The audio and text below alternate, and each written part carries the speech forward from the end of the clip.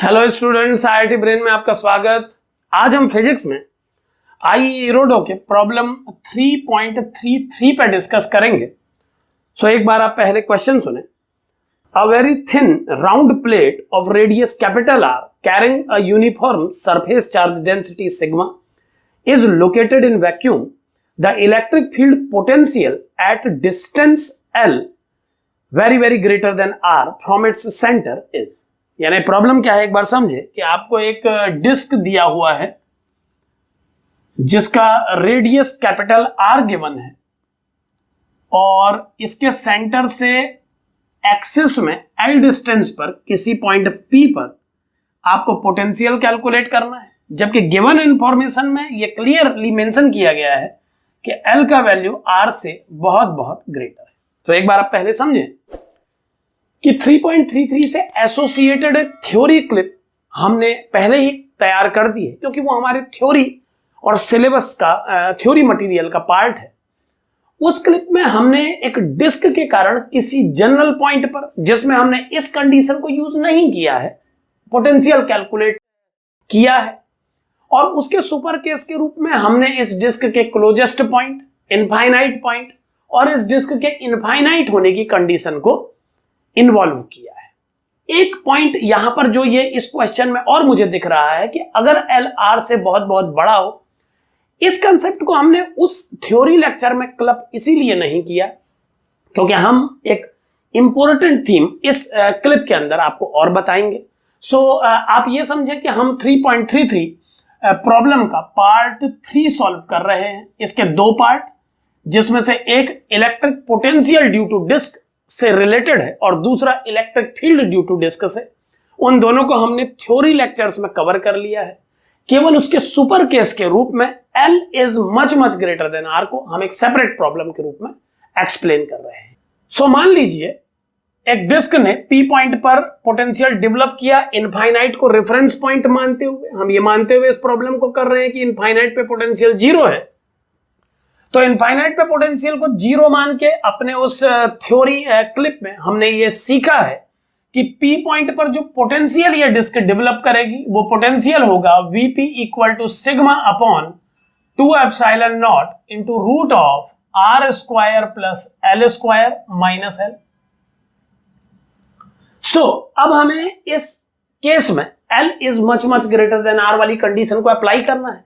सो कई तरीके हैं, देखिए इस तक पहुंचने के कई तरीके हैं। सबसे पहला तरीका हम डिस्कस करेंगे कि अगर मैं न्यूमरेटर के कंजुगेट से मल्टीप्लाई कर दूं इस प्रॉब्लम में, तो न्यूमरेटर पे ये बन जाएगा R square plus L square minus L square और डिनोमिनेटर पे इसका कंजुगेट आ जाएगा। यहां पर हमने R square plus L square root plus L से ऊपर नीचे मल्टीप्लाई किया है न्यूमरेटर डिनोमिनेटर में, तो न्यूमरेटर पे a minus b a plus b से ये टर्म बन गया है और डिनोमिनेटर पे ये। अब इसे सॉल्व करने पर P पॉइंट का पोटेंशियल आएगा sigma over 2 epsilon naught R square over R square plus L square root plus L। और अब यहां पर अगर हम L के कंपैरेटिवली R को इग्नोरेबली स्मॉल माने तो इसका कन्वर्टेड फॉर्म होगा Vp equal to sigma by 2 epsilon naught R square over 2L और फाइनली ये बन जाएगा 1/4 epsilon naught sigma R square upon L। So ये इस प्रॉब्लम का आंसर होगा अगर हम कंजुगेट से मल्टीप्लाई करने वाली टेक्निक से इसे सॉल्व करें। सो Vp का वैल्यू आएगा 1/4 epsilon naught sigma R square upon L। एक बात यहां पर और ध्यान दें कि अगर कोई स्टूडेंट बाइनोमियल थ्योरम यूज करना चाहे तो उसके लिए उसे इस टर्म में से L कॉमन लेना होगा और उस टेक्निक से अगर इसे आगे बढ़ाया जाए तो ये बनेगा Vp equal to sigma L upon 2 epsilon naught और फिर ब्रैकेट में हमारे पास होगा root 1 plus R square over L square minus 1। यहां पर मैंने इस टर्म से L को बाहर लेके इसे root 1 plus R square by L square में कन्वर्ट कर दिया है और इस दोनों टर्म्स के जो L हैं, इन दोनों टर्म्स के जो L हैं उसे कॉमन ले लिया है। सो Vp का वैल्यू आ गया है sigma L upon 2 epsilon naught root 1 plus R square by L square minus 1। अब इस टर्म में अगर मैं बाइनोमियल थ्योरम अप्लाई करूं और इसे केवल फर्स्ट 2 टर्म्स तक लिखूं ये मानते हुए कि R L से बहुत छोटा है, तो ये बन जाएगा 1 plus half R square over L square. Higher terms को नेग्लेक्ट कर दिया गया है -1। यहां पर हमने जो फॉर्मूला यूज किया है उसे आप यहां पर देख लें, 1 + x to the power n is 1 + nx for x very very less than 1, यानी x अगर 1 से बहुत छोटा है तो 1 + x to the power n को 1 + nx कह सकते हैं और हाइयर टर्म्स को इग्नोर कर सकते हैं।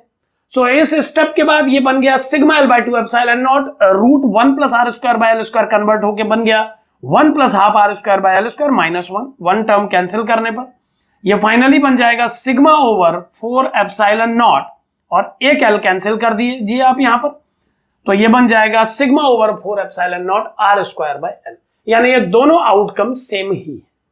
सो इस तरीके से आप इस प्रॉब्लम को सॉल्व कर सकते हैं L को R से ग्रेटर मान के। जो थीम मैं इसमें बताना चाहता हूं उसको आप थोड़ा समझें कि अगर हम इस फॉर्मूले को थोड़ा सा अरेंज करें तो जो आउटकम आया है वो क्या है एक बार देखें। हमें P पॉइंट पर पोटेंशियल मिला है 1/4 एप्सिलॉन नॉट सिग्मा r²/L।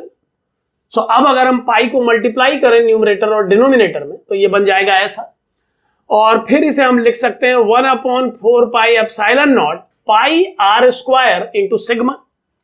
पाई r² इंटू सिग्मा इस डिस्क का कंप्लीट चार्ज है, तो अगर मैं इस चार्ज को Q से प्रेजेंट करूं तो ये फाइनल आंसर मुझे मिलेगा 1/4 पाई एप्सिलॉन नॉट Q/L। ये जो आउटकम है ये एक चार्ज पार्टिकल के द्वारा बनाए गए पोटेंशियल की तरह है, यानी कि एक डिस्क जब अपने से बहुत बहुत दूर किसी पॉइंट पर जो इनफाइनाइट ना हो, यहां पर L को R से बहुत बहुत बड़ा माना जा रहा है बट नॉट इनफाइनाइट। इनफाइनाइट के केस को, जीरो के केस को और इनफाइनाइट डिस्क के केस को हमने अपने थ्योरी वीडियो में कवर किया है। यहां पर हम L is very very greater than R वाली कंडीशन पर बात कर रहे हैं। ये जो आउटकम है ये बिल्कुल उस आउटकम की तरह है जिसमें हमने एक पॉइंट पार्टिकल के कारण L डिस्टेंस पर पोटेंशियल कैलकुलेट किया हो। सो हम कह सकते हैं कि कोई भी फाइनाइट बॉडी जब बहुत डिस्टेंट पॉइंट पर, कोई भी फाइनाइट बॉडी जब बहुत डिस्टेंट पॉइंट पर पोटेंशियल कैलकुलेट करने की बारी आती है तो एक पार्टिकल की तरह बिहेव करती है जो सेम डिस्टेंस पर प्लेस की गई हो। सो एक डिस्क के सारे चार्ज को अगर उसके सेंटर पे, सिमेट्री सेंटर पे प्लेस कर दिया जाए तो उस सिमेट्री सेंटर पे बैठा चार्ज पार्टिकल बहुत डिस्टेंस पॉइंट पर जो पोटेंशियल डेवलप करता है उतना ही पोटेंशियल एक डिस्क भी डेवलप करेगी L डिस्टेंस सिमिलर पॉइंट पर। सो इस तरीके से आप किसी भी फाइनाइट बॉडी को एक पॉइंट पार्टिकल से कंपेयर कर सकते हैं। Thank you.